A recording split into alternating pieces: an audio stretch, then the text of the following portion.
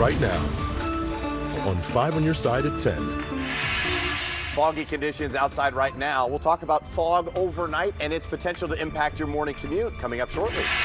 A search for answers 24 hours after a horrific mid-air collision. We are going to leave no stone unturned. As crews continue to search the wreckage. At this point, we don't believe there are any survivors. Tonight, a St. Louis family in mourning. He's still in that shock phase. And the local figure skating community frozen by grief. It just hits you hard. For U.S. national team, it's very bad. It's very big loss. Yeah. 24 hours later, the nation still reeling from the deadliest U.S. air tragedy in almost 24 years. Thanks for joining us. I'm Mike Bush. And I'm Kelly Jackson. Tonight, recovery efforts in the icy waters of the Potomac River are on pause until sunrise. That is where the wreckage of an American Airlines passenger jet and a U.S. Army Black Hawk helicopter landed after a fiery mid-air collision near Reagan Washington National Airport. The 64 people on the plane and the 3 soldiers aboard the helicopter are all presumed dead. The bodies of dozens of the victims have been pulled from the water. The National Transportation Safety Board is investigating. Our mission is to understand not just what happened, but why it happened, and to recommend changes to prevent it from happening again. Tonight, crews pulled 2 black box data recorders from the wreckage of the regional jet. Tonight, a St. Louis family is left devastated. A local doctor's daughter-in-law was on the American Eagle flight traveling home from a work trip when the plane went down. 5 on Your Side's Brent Solomon joins us to explain the grieving family is also thanking people in St. Louis. Brent? They certainly are. It's the little things that can mean a lot when you're dealing with unexpected tragedy. The phone calls and the outpouring of support are what a local family tells us is helping them get through this tough time. My wife was such a giver. She gave and she gave and she gave, almost to the point of where she didn't think about herself enough. Hamad Raza speaking out moments after learning his beloved wife Asra died in Wednesday night's crash. Relatives say she traveled from her home in the D.C. area to Kansas for work and returned to be home for the weekend. I always pick her up from departures, and I always help her load the bag into the car and give her a big hug and a kiss, and then off we go. I had dinner waiting at home. Raza's father is a doctor at Missouri Baptist and graduated from the John Burroughs School. After getting the news, he traveled to D.C. along with his brother, who took the time to speak with 5 on Your Side. When one of us is feeling weak, the other one's got to be strong. Asam Raza says the love from home is keeping them together. As a born and raised St. Louis, and they've shown up in droves. I can't tell you the number of tweets, messages, texts that both my brother and I have received from people we've never met. And they're like, what can I do to help you? That's the spirit that lifts you. And that's what I'm such a big proponent of St. Louis is that that's the kind of people that we have. As the family comes to terms with reality, they can't help but remember Asra for her sweet spirit. Asra was particularly warm, friendly. She's the type of person who, when she came over to your house, she never came empty-handed. She'd bring a fresh batch of cookies. She'd bring a present, something to make you feel that you were special. It's not what she would say, it's the way that she said it that made you feel very, very welcomed. And I think that's kind of her lasting memory for a lot of us. Asra was a consultant working on a healthcare project at the time. She and her husband were college sweethearts, married for just 2 years. More than a dozen figure skaters, coaches, and even some family members from America and Russia are presumed dead following the plane crash. The St. Louis skating community has connections to some of those victims. 5 on Your Side's Laura Barczewski talked with local coaches who are grieving this huge loss in the tight-knit sport. Laura. Mike and Kelly, these St. Louis coaches had ties to figure skating communities in Boston and Virginia. They're devastated, but say they couldn't imagine being anywhere else but on the ice with their skating family tonight. St. Louis figure skating coach Amanda Nagy lived in the Boston area for about 8 years and was very involved in the skating community that lost several members in the Washington, D.C. plane crash. I was on the ice in the area with them, so I ski with the Hayden Nets in Boston, and a lot of the Russian coaches were out there, and I actually was in contact with their son Max. He was almost in my shows that I produced here in St. Louis 2 years ago. He wasn't able to make it. Standing with Najee is figure skating coach Karen Hutter Branson, who coached at the Ashburn Ice House in Virginia, who also lost a coach and other members. You're more than just a coach. You're a part of their family, and you're guiding them, and you're teaching them life lessons that are beyond just skating. Branson says she received this picture of a growing memorial at the Virginia rink to honor the victims who were on their way home from a developmental camp in Wichita following U.S. Nationals. So these kids were up and coming, and they were it was very promising careers, on the horizon for these. And it goes back to kind of like what the coaches and skaters must have felt like in 1961 when the plane went down. The St. Louis Skating Club also had connections to that crash, losing Walter Powell, a former club president. Najee and Branson say the legacy of those they lost will live on in their accomplishments, and they're holding them in their hearts every time they take the ice. We'll always remember them for their smiling faces out there on the ice. So They were doing what they loved, and don't stop doing what you love. We as coaches, we try to make an impact every day and keep doing what you love. None of us ever know when our time is coming. The U.S. Nationals will be hosted here in St. Louis next year, and both coaches say they're going to do something to honor the lives of the skating community they lost. What we've learned from the NTSB and aviation experts is that both of these aircraft were on standard flight patterns. We know that the airspace around Reagan National Airport is almost always congested. Runway 1 runs north to south. It's right here. It's the busiest runway in the country. Reagan is not the busiest airport, but this is the busiest runway. American Flight 5342 was approaching from the south, and it was initially cleared to land on runway 1. But then the controller in the tower asked them to accept a circle to land, and it made a turn to land on runway 33. Meantime, the Black Hawk helicopter was on something called Route 4, so it is coming along the Potomac. The Black Hawk helicopter was supposed to be at low altitude, and that is the big question tonight. Was this a course issue or an elevation issue? And that's what investigators are trying to figure out. Illinois Senator Tammy Duckworth is weighing in on the crash. The U.S. Army veteran spent thousands of hours flying Black Hawk helicopters during the Iraq War. She's also a ranking member of the Senate's Aviation Safety Committee. Their flight path should have been hugging the east bank of the Potomac River, so they should not have been within the flight path of that landing aircraft. So part of what we're going to be looking to see is did one of the aircraft stray away? Duckworth and nearly all members of Congress representing the bi-state recently approved more flights at Reagan Washington National. It's closer to the district and more convenient than the larger Dulles International Airport. The approval came despite concerns by the airport authority over 2 near misses at Reagan last spring. The horrific video of the disaster caught by EarthCam has many questioning U.S. safety standards in air travel. Tonight, Ariane Detil from our Verify team is here with some answers. There are many questions about how the deadly crash between American Airlines Flight 5342 and a U.S. Army Black Hawk helicopter could have occurred. Using these sources, we're answering a few of them. First, is it common for military aircraft and commercial planes to fly near each other around Ronald Reagan Washington National Airport? Yes, there are several military bases around Reagan Airport, and the airport itself is incredibly busy, servicing more than 25 million passengers a year. The FAA has safety policies in place to prevent mid-air collisions. Data from Flight 5342's radio transponder showed the aircraft were at an altitude of around 400 feet when the crash occurred. Defense Secretary Pete Hegseth says the Army is investigating whether the Black Hawk's altitude played a role in the crash. Next, do commercial airplane crash alert systems operate differently below 1,000 feet? Yes.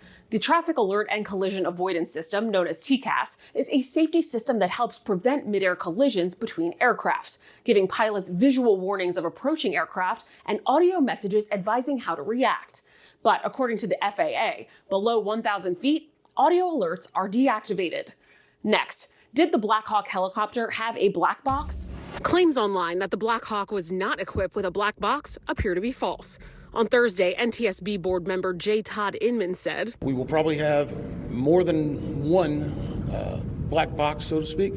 It's our understanding that the Sikorsky helicopter is equipped with some form of recording devices. And finally, people online are claiming this is the deadliest plane crash in the U.S. since 9/11. But that's not quite true. In November of 2001, a couple of months after the terrorist attack, there was a plane crash in Queens, New York that killed 260 people. With your Verify, I'm Ariande Till. And our coverage of the mid-air collision tragedy continues now on KSDK.com and the 5 on Your Side app and the 5 Plus streaming app. We are under a weather impact alert tonight. Here's a live look at downtown St. Louis, and you may not recognize it right now. Yeah, that's because a thick blanket of dense fog, as you can see, is covering up our view of the Gateway Arch. Meteorologist Gary Frank is here to tell us if that fog will have any impact on your morning commute. I do believe to some degree that we're going to see the fog linger into the morning. There are some variables that I think are going to improve things, especially the timing. Depends on what your commute is. If it's early, it's going to impact you a little bit more, later a little better. Let's talk about what it's like right now. As you see, not much other than maybe a little bit of a recognizable spot at City Park. Right now, overall dense fog advisory for most of us through 9 a.m. from now. And our current visibility in many spots is less than a half a mile. A quarter mile St. Charles, Chesterfield, Belleville, you name it, it's pretty low. And we're going to see that over the next several hours. Right now, we're pretty saturated. Our temperatures are in the 40s and even low 50s, and you can see that here. So there's no worry of it freezing overnight, right? We're not going that direction. And into this evening, we're going to hold pretty steady, but what you'll notice is it's very foggy. And that's the main story for us as our weather impact alert continues through 9 a.m. Now, the visibility could be as less as half a mile, but just think about low beams and a few extra minutes. Most times, fog's not going to impact you. You're going to be just fine. But I think, like I said, depending on when your commute is, we're going to see better conditions. I'm going to talk about some of the variables that go into this fog and why we're settled into it now and what improves it for the tail end of your commute tomorrow morning. Car crooks continue to target Kias and Hyundais. I think it's frustrating. Tonight, the I-Team blows the hood off the free fix that isn't fooling all thieves. The vehicles that have had the update, they're about 50% less likely to file a theft claim. How you can still protect your set of wheels. Just hours ago, a youth movement on the streets of Woodson Terrace for what they call an injustice for immigrants who are here illegally. This is President Donald Trump has promised to ramp up arrests and ICE deportations throughout the country. The rally along Woodson Road was organized by 15-year-old David Cabanas. The Rittner High School student says he's personally been affected by deportation. My father was Hispanic. He had gotten deported years ago. And, you know, being torn from one of your family members just makes you want to do better for the community and not let the same happen to other children. Nearly 30% of students in the Rittner School District identify as Hispanic. Certain older Kia and Hyundai models have been especially vulnerable to thefts nationwide. This despite automakers' efforts to address the issue. The I-Team's Paula Bassan spoke with a local family whose stolen Kia was used in a dangerous crime spree. They say they were not aware of a free fix that could have prevented it. This father, Wong Wen, can no longer drive to work to support his family. Now at home caring for his newborn, he's left without reliable transportation.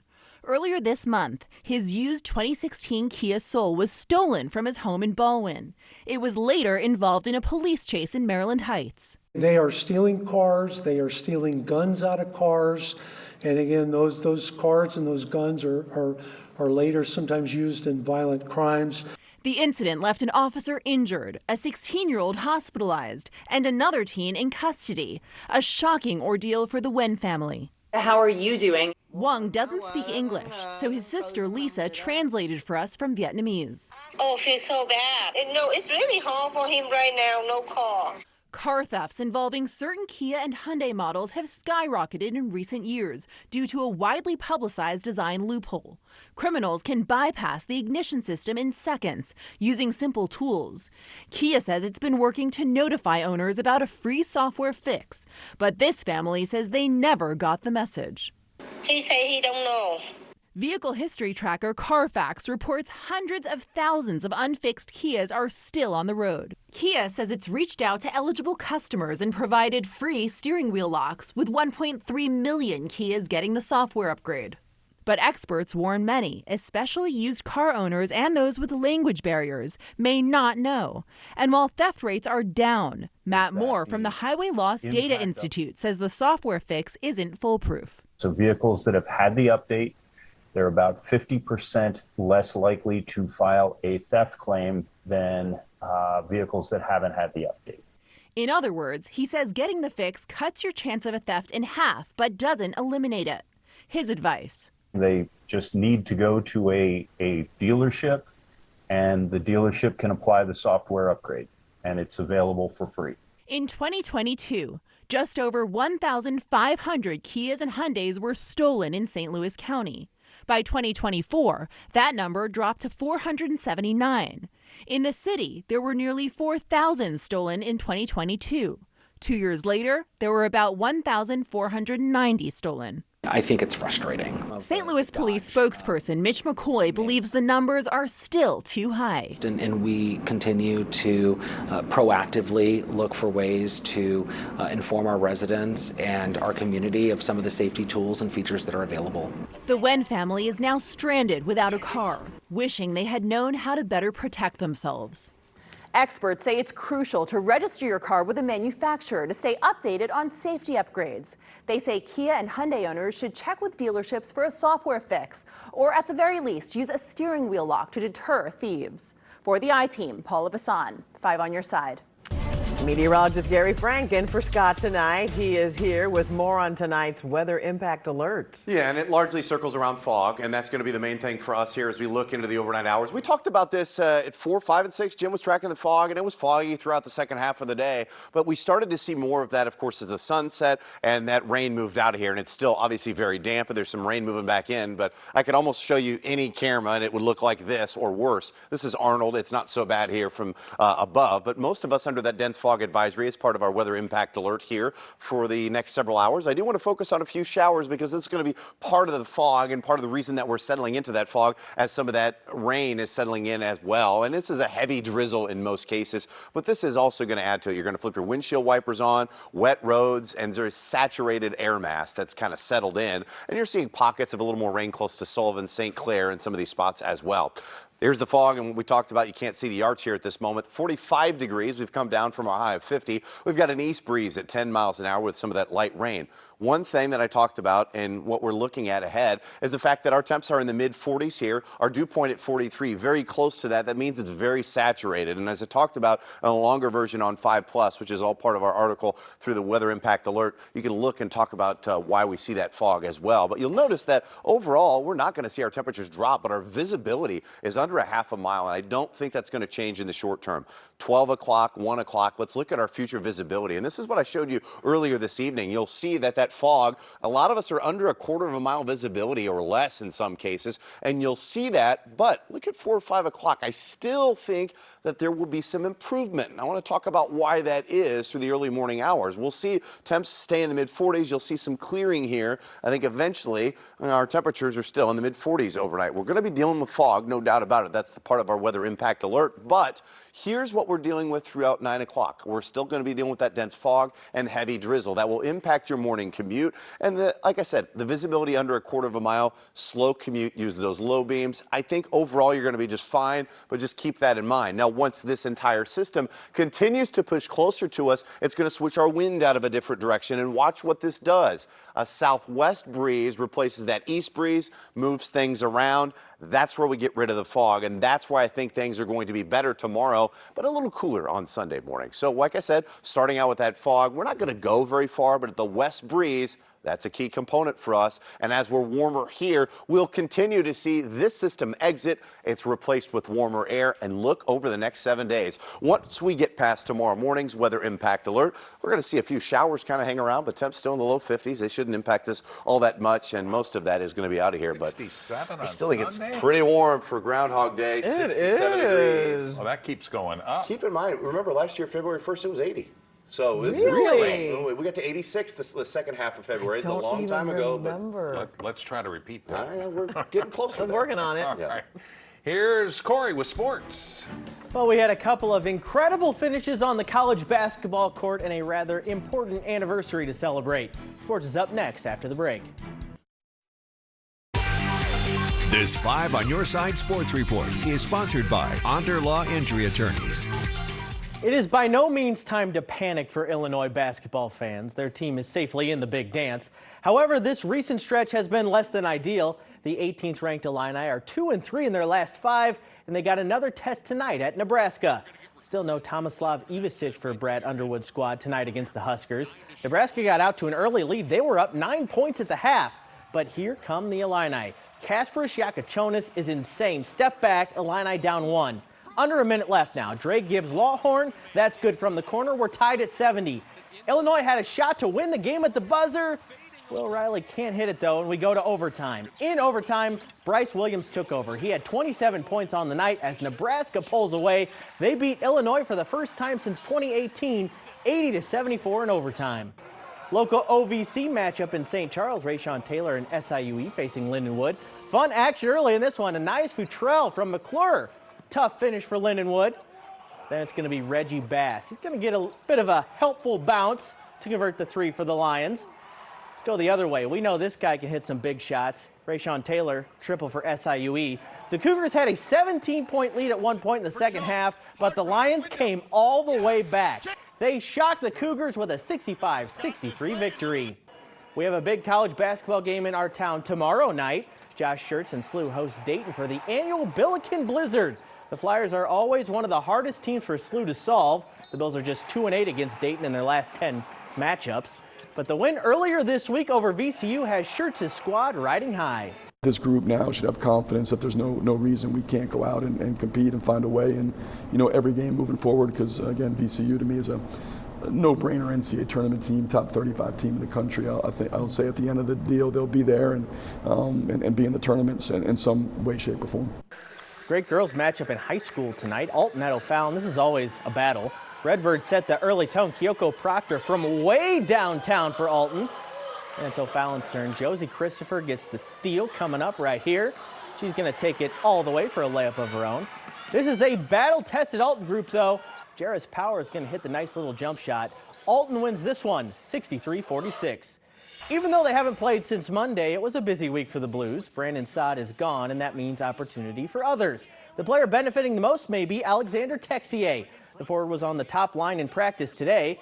Here's what his coach wants to see from the Frenchman starting tomorrow night in Colorado. Well, like he did in that game in Detroit and when he was with them in Florida. Play with pace, play with purpose, make plays, stay connected to the other two. They need to stay connected with him.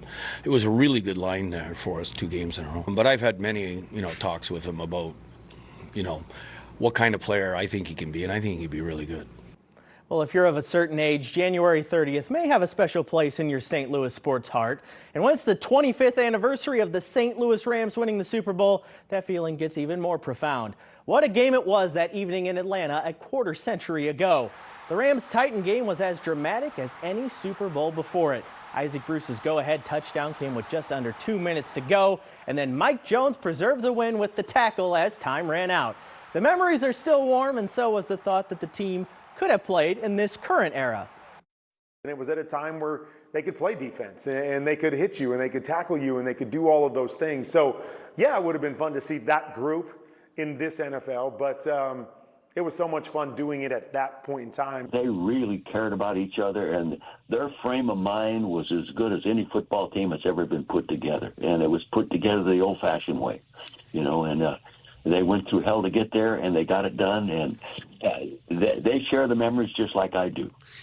Well, everybody remembers where they were during that Super Bowl time. Here's what I was up to. Lots of blue and gold for Christmas of 2000, thanks to the Rams. They can take the team, but they can't take those memories of our Rams. For that brief moment in time, as a certain sportscaster once said, we were the gateway to the best team in the world. Yeah, and you don't wear a lot of blue and gold, but tonight it's okay. Tonight it felt like the right night. Yeah. Very nice. All right, thanks, Corey. They're scruffy and ready to face off at the line of scrimmage. The local pups ready to play a little rough in the other big game. Prepare to be tackled by cuteness. The Humane Society of Missouri in St. Louis is helping fill the players' benches at this year's Puppy Bowl. Charlotte, an American Cocker Spaniel, is in the starting lineup for Team Fluff. She'll be joined by Marty Paw, a Great Pyrenees Poodle mix. Astro, an American Cattle Dog Lab mix, will be on the bench for Team Ruff. And the Puppy Bowl airs Sunday, February 9th on Animal Planet. They're adorable. And Gary has a final check of our foggy weather. Yeah, still foggy. Foggy for us, especially driving home tomorrow morning. A weather impact alert through 9 a.m. You're going to expect that fog to, I still think by 6 or 7 o'clock, we'll start to see a noticeable difference from southwest to northeast as the wind picks up. And then after that, it's dry for a few days, and then we're going to continue to look at our next chance for rain middle of next week. But there are some indications we could see several warm days the next 7 days. And there you have it. 5 on your side at 10. We're always streaming on 5+. Start your day with Today in St. Louis beginning at 4 a.m. Have a great tomorrow.